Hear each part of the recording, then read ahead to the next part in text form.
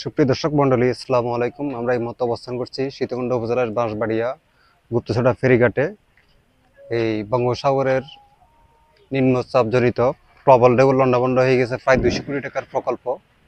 এর সাথে 800 মিটার ব্যাপকভাবে ক্ষতিগ্রস্ত হয়েছে 800 মিটারের এই সড়কটি। তো দেখছেন, এখন এই মুহূর্তে অবস্থান করছি। এই মুহূর্তে আমি আছি বাঁশবাড়িয়া সমুদ্র সৈকতের প্রায় সেই সড়কটিতে। পাশেই দেখছেন ফেরি, কপোতাক্ষ ফেরি, প্রায় সন্দ্বীপবাসীর সেই স্বপ্নের ফেরি। তো এই সড়কটিতে সামান্য ঘূর্ণিঝড়ে ভেঙে যাওয়ায় ইতিমধ্যে কষ্টের সম্মুখীন হয়েছে বিআইডব্লিউটিএ।